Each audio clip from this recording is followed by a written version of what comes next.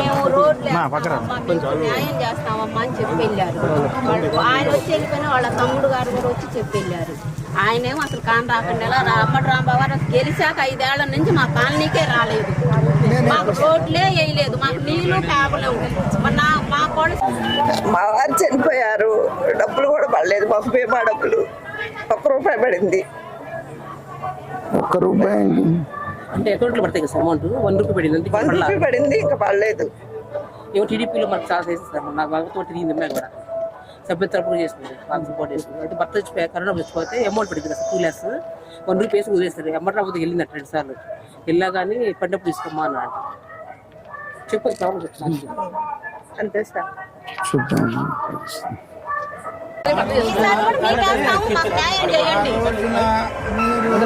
వాళ్ళంత ఇచ్చారు మీరు ఎంత ఇస్తారనే సమస్య రాకుండా ఈ సమస్య మీదనే మీరు నిలబడండి, నేను చేపిస్తాను.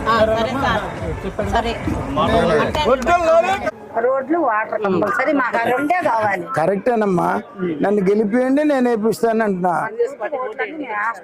మాకు రోడ్ ఆ పనులు మీరు చేస్తారు. చేస్తాం చేస్తాం. ఇల్లు లేదు, ఏం కావాలమ్మా? గవర్నమెంట్ వచ్చిన తర్వాత ఇప్పిద్దామమ్మా. రేపు ఎలక్షన్స్ అయిపోయిన తర్వాత ఇప్పిద్దాం.